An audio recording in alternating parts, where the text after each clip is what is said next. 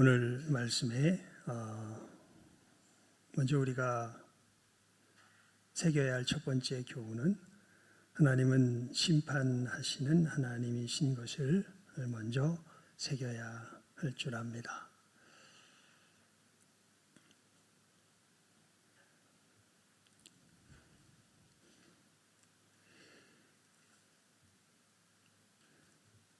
나 주 여호와가 말하노라. 내가 나의 삶을 두고 맹세하노니 너희가 이스라엘 가운데서 다시는 이 속담을 쓰지 못하게 되리라. 모든 영혼이 다 내게 속한지라.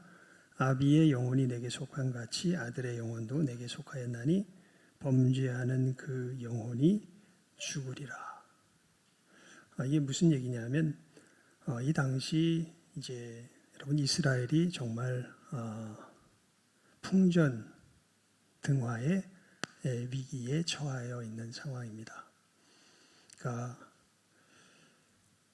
그 아수르를 이어서 바벨론이 일어나고 정말 그 거대한 세력들이 이스라엘을 삼키기 위하여서 다가오는 가운데 이스라엘을 향하여서 하나님께서 예레미야나 에스겔과 여러 선지자들을 통하여서 심판을 선포하지만 사실 대다수의 선지자들은요 심판을 선포한 것이 아니라 그래도 하나님이 우리를 지켜주실 것이다 라는 메시지를 선포하였습니다.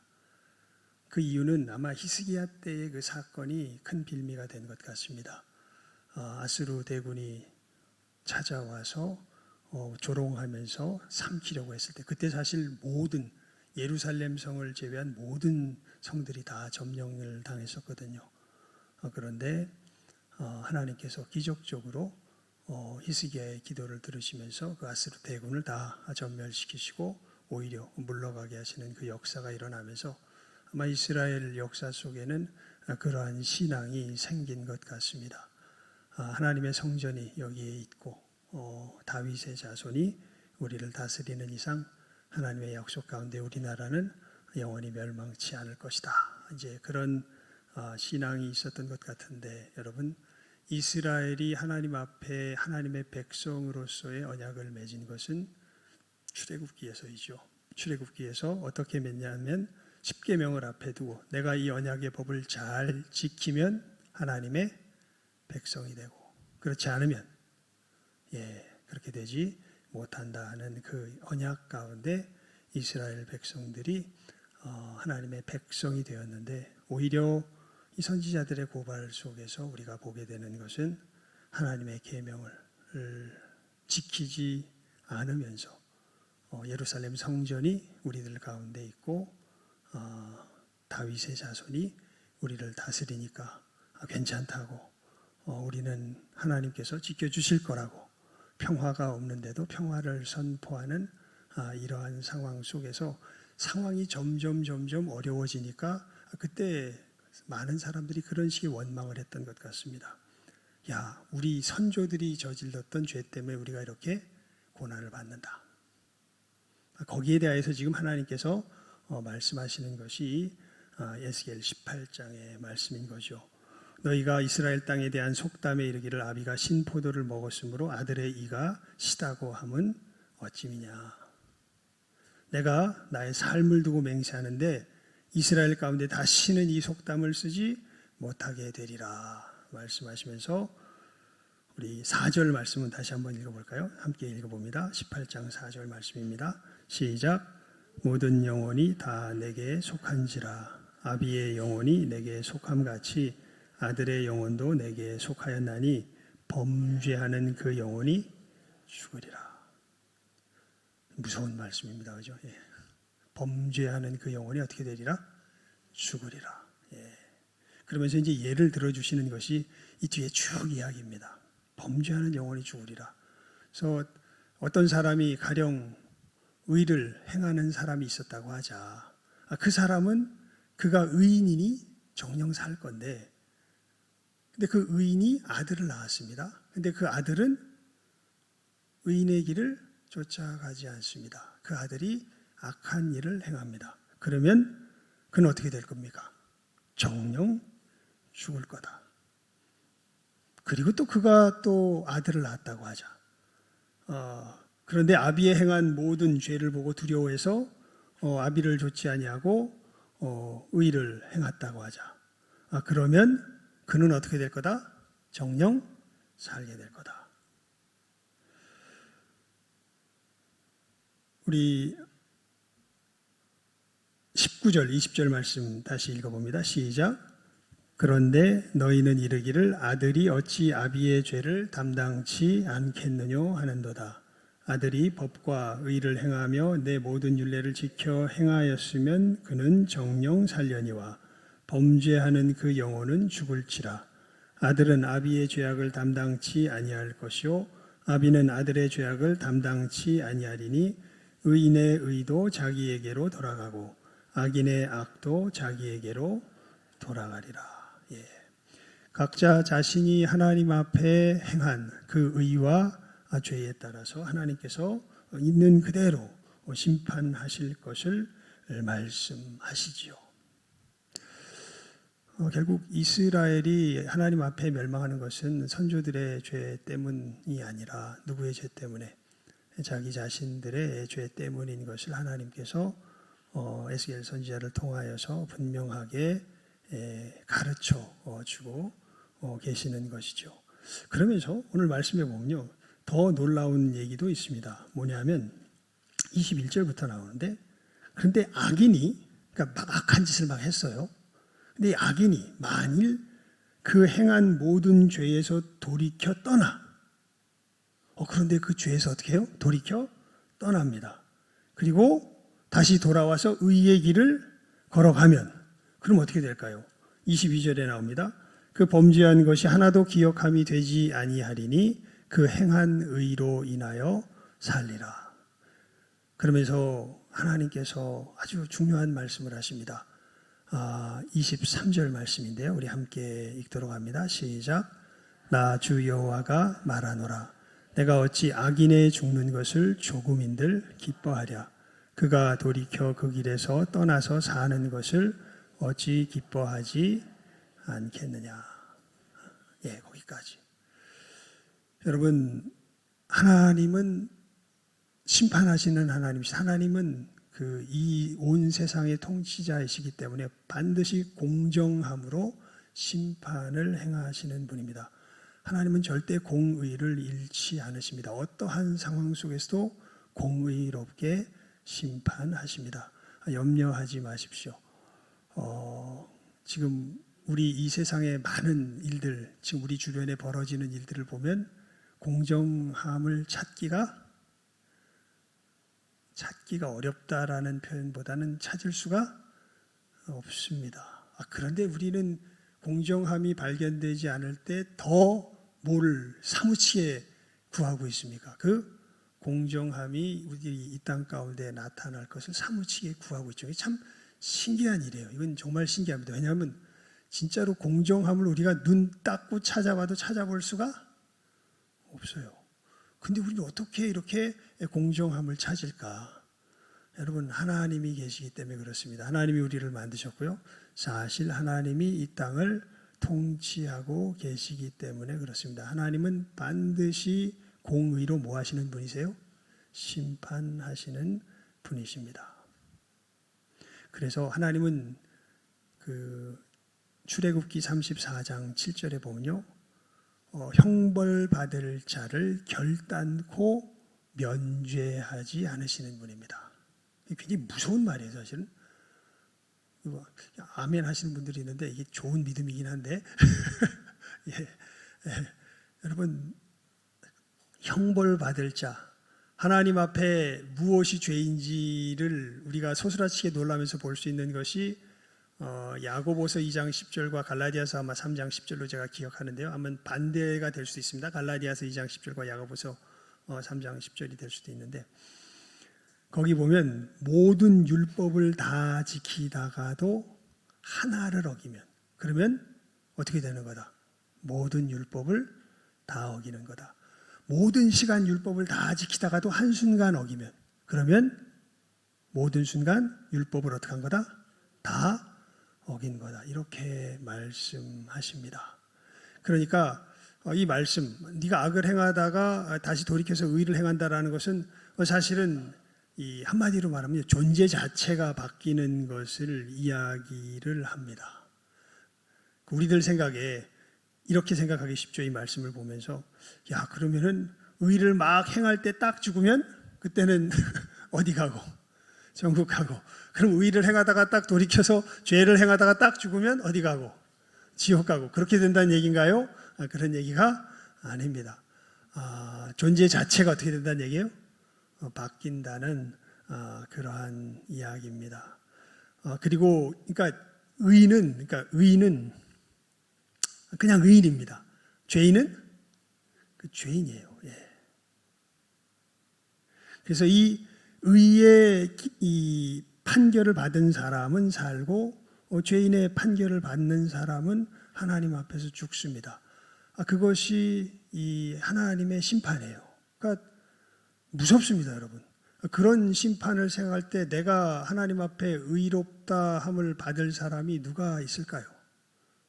사실 이 말씀은요, 이 말씀을 있는 그대로 우리가 받아들이면요, 그래 내가 의를 행해서 살아야지, 이런 그 소망을 주기보다는 그래 이 말씀을 듣고서 의를 행하려고 하다 보면 우리들 속에 끊임없는 불의가 우리를 사로잡고 있는 것을 보게 되면서요, 정말 만약에 우리가 읽었던 23절 말씀이 아니라면 오히려 하나님께서 우리를 심판하신다고 하시는 이 말씀은 우리에게 소망을 주는 말씀이 아니라 절망을 주는 말씀이 됩니다. 우리는 그 심판을 벗어날 길이 있습니까? 없습니까? 없습니다. 혹시 내가 의인이 될 수 있지 않을까? 못 됩니다. 의의 길을 걸어보려고 한 사람들은 알 것입니다. 그게 안 됩니다. 그런데 여러분, 참 오늘 말씀 중에서 소망의 말씀은요, 23절 말씀입니다. 나 주 여호와가 말하노라. 내가 어찌 악인의 죽는 것을 조금인들 기뻐하랴. 그가 돌이켜 그 길에서 떠나서 사는 것을 어찌 기뻐하지 아니하겠느냐. 그런데 놀랍게도 하나님께서 그렇게 우리가 죄인이라서 죄 지으면은 마땅히 죽는 것이 마땅하죠. 오늘 18장 23절 말씀이 우리 어린 이미 이 본문 말씀이었는데요. 애들한테 물어봤습니다. 야, 나쁜 사람들은 어떻게 해야 되니? 그랬더니 한 녀석이 그러더라. 죽여야 돼요. 그렇게 이야기를 하더라고요. 야, 그래? 근데 우리도 나쁜 사람인데 좀 움찔하다가 그래도 나쁜 사람은 어떻게 해? 죽여야 돼요. 그렇게 이야기를 합니다. 그런데 하나님은 나쁜 사람들에 대해서 어떤 마음을 갖고 있다고 성경이 이야기하고 있니? 그게 이제 23절 말씀이죠. 어떤 마음을 갖고 있다고요? 우리 다시 한번 읽어볼까요? 시작 한번 읽습니다. 시작. 나 주 여호와가 말하노라. 내가 어찌 악인의 죽는 것을 조금인들 기뻐하랴. 그가 돌이켜 그 길에서 떠나서 사는 것을 어찌 기뻐하지 아니하겠느냐. 여러분, 하나님은 악인이 그렇게 벌을 받아서 죽는 것을 뭐 하신다고 지금 기록되어 있어요? 기뻐하지 않는다. 기뻐하지 않는다. 어찌 기뻐하랴? 슬퍼하시는 거죠, 사실은. 여러분, 이거 요즘 우리 사회에 불고 있는 한 가지 어떤 물결이 있죠. 그 사형 제도의 부활에 대하여서 이제 없는 건 아닌데 사형을 시켜야 된다라는 것. 물론 저는 개인적으로 사형 제도는 찬성입니다. 제 개인적으로요. 근데 지금 사회에서 부는 분위기와 같은 심정의 사람은 반대예요. 지금 사람들은 무엇 때문에 사형시키자 그럽니까? 분노 때문에 사실은 사형을 시키자 그러죠. 그러니까 이 죄인들이 죽는 것을 아까 어떤 친구가 이야기했던 것처럼 나쁜 사람들 어떻게 되니? 어떻게 해야 돼요? 죽여버려야 돼요. 여러분, 죽여버려야 돼요. 죄를 지은 자는 정말 그 죄에 맞게 합당한 형벌을 받아야죠. 뭐 이런 그런 공의의 집행 차원에서의 의미가 아니라 우리들 속에 무엇이 차서 분노가 차서 죽여버려야 돼요. 라는 말을 하게 될 때 그것은 하나님의 마음과는 전혀 반대의 마음이죠. 하나님의 마음, 하나님은 반드시 죄인은 뭐 하시는 분이세요? 그런데 죽이시는 분이세요. 그런데 하나님은 죄인이 죽는 것을 기뻐하세요? 슬퍼하세요? 슬퍼하세요. 예. 지금 하나님은 참 모순적이에요. 그죠? 그 점에서 보면은 하나님은 공의의 하나님이시기 때문에 형벌 받을 자는 반드시 뭐 하신다고요? 처벌하신다고요. 물러섬이 없으십니다. 여러분, 이 하나님의 처벌의 가장 공정함의 이 클라이맥스가 어디냐면요. 예수님의 십자가입니다. 예수님은 하나님의 누구세요? 아들이세요. 그런데 예수님에게서 죄가 발견되니까 하나님은 예수님을 어떻게 하세요? 죽이세요. 하나님은 형벌 받을 자는 결단코 뭐 하지 않는 분이에요? 면제, 누구라도, 아들이라도. 그러니까 그래서 우리가 사실은 우리 인간들이 사람들이 알아야 할 것이 그것입니다. 내가 죄 가운데 거한다면 나는 하나님의 무엇의 대상인 거예요? 이 심판의 대상인 것입니다. 우리는 반드시 어떻게 됩니까? 죽습니다. 피할 수가 없습니다. 왜냐하면 공의의 하나님이시기 때문에 그렇습니다. 그런데 이 하나님이 우리를 뭐 하셨다고요? 이런 우리를 불쌍히 여기셨다고요. 이런 우리에게 어떤 길을 주셨을 때가요? 살 길을 주셨다고요. 오늘은 이 살 길의 성격에 대해서 우리가 오늘 말씀을 통하여서 살펴보는 것으로 은혜를 나누고자 하는 것인데요. 여러분, 아까도 말씀드렸지만 그저 의를 행할 수 있는 가능성 정도가 아니라 어떤 의를 갖추어야, 이게 오늘 설교 제목이죠. 변치 않는 의를 뭐야? 갖추어야 어떻게 돼요? 살아요. 그냥 내가 의를 어떨 때는 잘할 수 있고 어떨 때는 이게 아니라 우리가 하나님 앞에 살려면요, 우리의 의는 어떤 의가 돼야 돼요? 변치 않는 의가 돼야 돼요. 하나님 앞에 늘 한결같은 그 의의 모습으로 서 있어야 돼요. 그 의를 갖추지 못하면 우리는 어떻게 됩니까? 죽습니다. 그게 뭐 길게 읽었지만 오늘 말씀의 전체적인 메시지입니다. 우리가 어떻게 이 변치 않는 의를 갖출 수 있겠습니까? 그게 바로 우리 주 예수 그리스도시죠. 여러분, 우리 고린도전서를 한번 펴볼까요? 고린도전서 1장.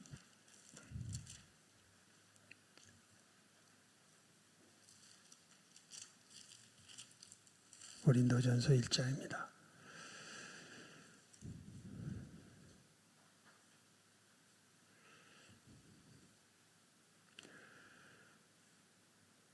(30절에서) (31절까지의) 말씀입니다. 우리 함께 읽습니다. (30절에서) (31절까지의) 말씀. 우리 시작 한번 읽습니다. 시작. 너희는 하나님께로부터 나서 그리스도 예수 안에 있고 예수는 하나님께로 나와서 우리에게 지혜와 의로움과 거룩함과 구속함이 되셨습니다. 기록된 바 자랑하는 자는 주 안에서 자랑하라 함과 같게 하려 함이니라. 아멘. 여기 특별히 우리가 유념해서 보아야 할 단어가 있는데 30절 제일 마지막에 나와 있는 단어입니다. 네 글자인데 한번 읽어볼까요? 시작. 맨 마지막 네 글자. 시작. 되셨으니. 다시 읽습니다. 시작. 되셨으니. 예수님이 되셨다. 뭐가 되셨다는 거예요? 우리에게 지혜와 의로움과 거룩함과 구속함이 되셨다. 예수님이 우리의 지혜, 우리의 의, 우리의 거룩함, 우리의 구속이 어떻게 됐다? 되셨다. 아까 그랬죠. 여러분, 유일한 생명의 길은 우리가 어떤 의의를 갖추는 거예요? 변치 않는 의의를 갖추는 거예요. 근데 우리는 우리 자신을 보아서 알아요. 아니, 사실 여러분, 의의를 행할 때가 사실은 없습니다. 진짜 우리 속을 깊이 살펴놓고 보면 사도 바울이 이것을 로마서 3장에서 아주 깊이 있게 드러내고 있죠. 율법으로는 뭐를 깨달을 뿐이에요? 죄를 깨달을 뿐이에요. 하나님의 말씀이 진짜 무엇을 의미하는지 산상수훈만 조금 더 들어봐도 이런 걸 요구하는 신은 죽여야 돼, 이런 얘기를 하는 것이 자연스럽지, 이렇게 살아야 돼, 이렇게 살 수 있어 할 수 있는 사람은 아무도 없습니다. 어떻게 마음으로 사람을 미워하지 않습니까? 어떻게 음심을 품지 않고 살아갈 수가 있습니까? 표현은 안 하는 것은 뭐 할 수 있다 칠지라도 그 마음 자체를 우리가 어떻게 제어하고 그 마음을 가지고 어떻게 한 번도 변함없이 그렇게 살아갈 수가 있습니까? 우리는 그런 존재가 못 됩니다. 그것이 우리들의 실체이죠. 하지만 그 계명을 지키는 그 산상수훈에 나와 있는 그러한 존재가 되어야 우리가 하나님 앞에 의롭다 인칭을 받는 것이고, 그러한 의의를 갖추어야 우리가 하나님 앞에 어떻게 될 수 있는 거예요? 살 수가 있는 것이거든요. 그럼 그 일이 어떻게 우리들 속에 이루어질 수 있겠습니까? 그게 우리 힘으로 되는 것이 아니라, 그래서 요한복음 3장 16절 우리 다 함께 암송해 볼까요? 시작. 하나님이 세상을 이처럼 사랑하사 독생자를 주셨으니 이는 저를 믿는 자마다 멸망치 않고 영생을 얻게 하려 하심이라. 아멘. 하나님이 우리를, 이 죄로 인하여 죽을 수밖에 없는 우리를 이처럼 사랑하사 누구를 주셔요? 예수님을 주셔서, 그래서 우리가 멸망치 않고 생명을 얻을 수 있는 영원한 의의를 갖추게 하셨는데, 그 방법이 무엇이냐면 예수님이 친히 우리 의의가 되시는 거였어요. 그러니까 우리에게 어떤 할 일을 가르쳐 주시는 것이 아니라 예수님이 친히 우리의 뭐가 되시는 거예요? 의의가 되시는 것이었어요. 그러면 우리 의의가 변해요, 안 변해요? 안 변해요. 누가 안 변하니까?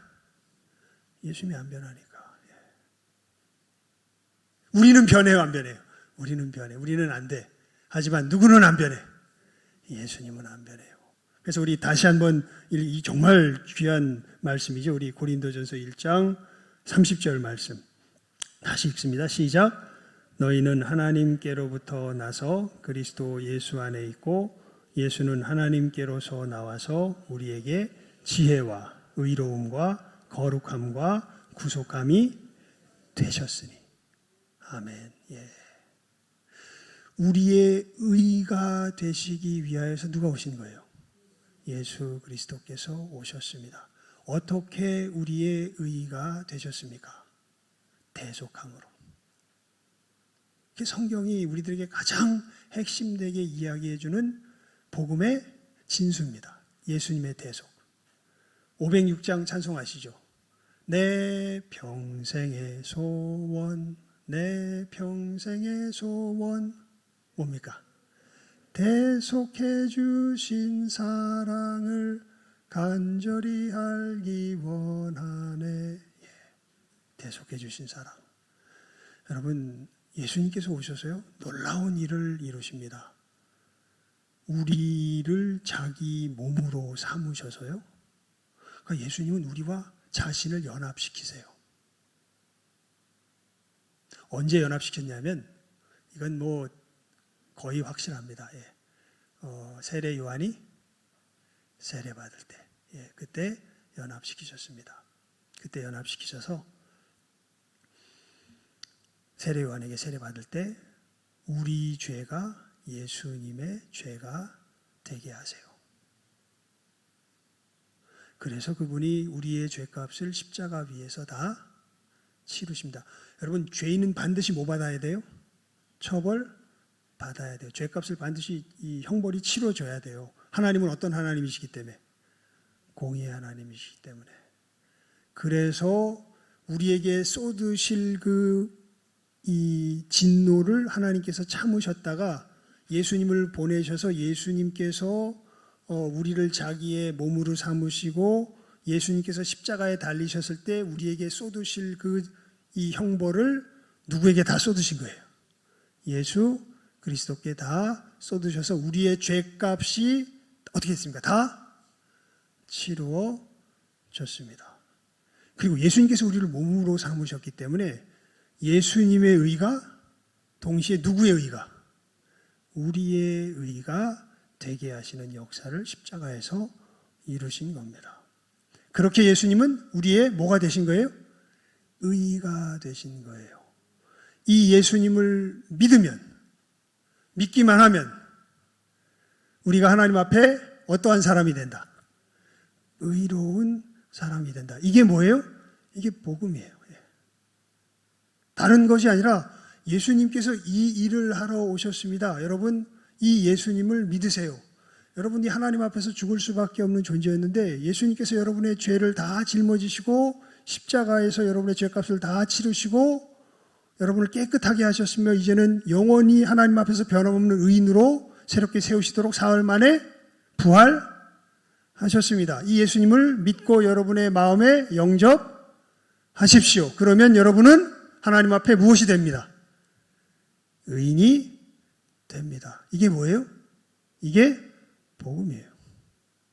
교회는 뭘 전하는 곳입니까? 이 복음을 전하는 곳입니다. 그리고 이 복음을 믿는 사람은 그런즉 누구든지 그리스도 안에 있으면 새로운 피조물이라. 이전 것은 지나갔으니 보라 새 것이 되었도다. 놀랍게도 의인으로서 변화된 새로운 존재가 되어서 진짜 의의 삶을 이 땅 가운데서 살아갈 수 있게 되는 것이죠. 물론 이것은 이 땅 가운데서는 진흙 가운데, 그러니까 이 진흙 토기 가운데 감춘 보배처럼 믿음의 눈이 있는 사람들은 보여지고 없으면은 이게 알곡은 점점 안으로 쭉정이는 점점 바깥으로 나가는 것처럼 그렇게 되지만 여러분 이건 너무나 분명합니다. 정말 예수님을 영접한 사람들이 이 땅에서 어떤 삶을 살까요?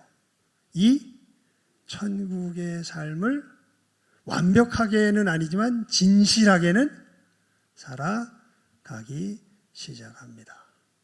이제 그 삶을 연습하면서 주님 오실 날을 준비하는 사람들이 누구예요? 어디 있을까요? 그 사람들. 여기 있잖아요. 여기. 우리들이 바로 그 사람들입니다. 여러분, 이 분명한 성경의 복된 소식을 다시 한번 우리 마음 가운데 잘 새기실 수 있길 바랍니다. 여러분, 우리에게 있는 의는요, 변할 수 있는 의예요? 변치 않는 의예요? 변치 않는 의입니다. 왜냐하면 누가 의가 되셨기 때문에. 예수 그리스도께서 의가 되셨기 때문에. 그래서 우리는 하나님 앞에 살아요, 죽어요? 살아요. 예수를 믿는 사람은 삽니다. 믿지 못하면요. 여기 말씀에 나와 있잖아요. 이랬다가 이렇게 됐다. 이렇게 되게. 근데 사실 가만히 보면 이렇게 될 때가 별로가 아니라 아예 없는 게 우리들의 모습이거든요. 모두가 다 예수 안에서 천국 가는 여기는 모든 복된 영혼들 다 될 수 있기를 주님의 이름으로 축원을 드립니다. 기도하겠습니다. 하나님 아버지 감사합니다. 오늘 말씀을 통하여서 하나님께서 우리들에게 참으로 요청하시는 의는 변치 않는 의요. 이 의가 우리들의 힘으로 이루어질 수 있는 것이 아니라 우리 주 예수 그리스도의 그 대속의 역사 가운데서 우리들에게 임함을 다시 한번 말씀을 통하여서 나누었습니다. 아버지 하나님, 여기 있는 모든 귀한 영혼들 우리 주 예수 그리스도의 대속의 은혜를 바르게 깨달게 하여 주시고 이 은혜 가운데 참으로 거듭나서 하나님 이 땅에서부터 천국의 삶을 한 걸음 한 걸음 연습하며 주님 오실 날을 맞이할 줄 아는 복된 하늘의 백성들 다 되게 하여 주시기를 간절히 바라옵고 소원하며 이미 믿어 걸어가고 있는 그 성도들에게는 새 힘을 더하여 주시고 아직 주님을 알지 못하는 참으로 안타까운 영혼들에게는 깨달음을 더하여 주셔서 거듭날 수 있도록 주께서 은혜 베풀어 주시기를 간절히 바라옵고 소원하오며 모든 것 예수님 이름으로 기도드리옵나이다. 아멘.